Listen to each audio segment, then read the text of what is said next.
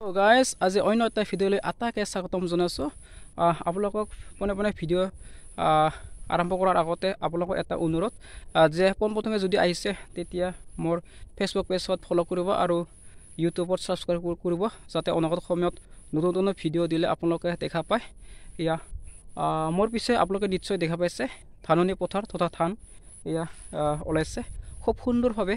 আমাৰ এই অঞ্চলত তথা আমাৰ ইয়াত কোনো ইয়াত সাৰ নেদে, বজাৰৰ সাৰ যদিও দিয়ে গোবৰ সাৰ লোকেল এইটো সাৰ দিয়ে হ'লেও খুব সুন্দৰভাৱে এনেদৰে ধান ভাল হৈছে। আপোনালোকৰ ভিডিঅ' যোগে পুনৰবাৰ দেখিবলৈ চেষ্টা কৰি আছোঁ। এনেদৰে কিছুমান গাঁৱলীয়া জেগাত সাৰ নেদে আৰু কিছুমান জেগাত সাৰ দিয়ে আজিকালি অলপ চলপ, যদিওবা ইয়াত কোনো সাৰ নেদে। ভিডিঅ' যোগে আপোনালোকক দেখাবলৈ চেষ্টা কৰি আছোঁ। এয়া খুব সুন্দৰ হৈছে, এনেদৰে আৰম্ভ হৈছে ওলাবৰ কাৰণে ধান। এয়া মই চেল্ফিৰ জৰিয়তে দেখিবলৈ চেষ্টা কৰি আছোঁ।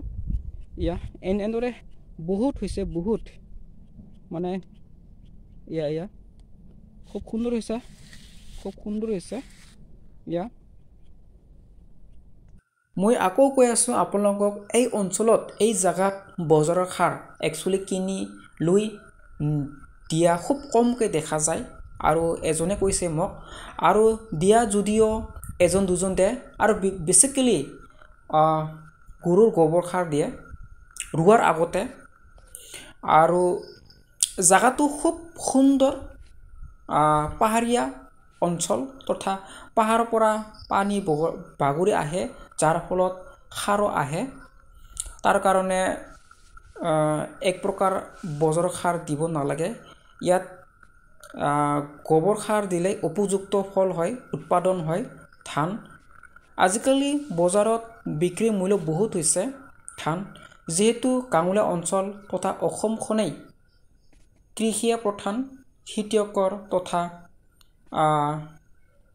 খেতিয়কৰ কৃষি জীৱিকা আমাৰ গোটাই।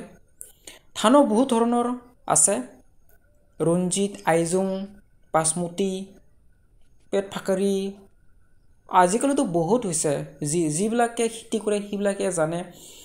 আৰু বেছিকেলি খেতিয়কে জানে যে এই জেগাত এই মাটিত এই খেতি তথা এই ধান কৰিলে ভাল হ'ব, ফল হ'ব। আৰু এনেদৰে মাটি অনুযায়ী, ঠাই অনুযায়ী খেতিয়কে খেতি কৰে তথা ধান ৰুৱে। আপোনালোকে নিশ্চয় অনুমান কৰিছে এই ধান খুব ভাল হৈছে, ইয়াত পোকা লগা নাই কোনো ধৰণৰ। ইয়াত আপোনালোকে দেখা পাইছে খুব সুন্দৰ হৈছে। মই একচুৱেলি এটা জেগাত গৈছিলোঁ, কাৰণ এনেকুৱা ধান দেখি মই আচৰিত লাগিছে তথা ভাল লাগিছে। কাৰণ আমাৰ প্ৰিয় খাদ্য তথা দৈনন্দিন আমি ভাত তথা ধানে খাওঁ। তাৰ কাৰণে মই ভিডিঅ' নবনাকৈ থাকিব নোৱাৰিলোঁ। খুব সুন্দৰ হৈছে, আপোনালোকে নিশ্চয় দেখা পাইছে।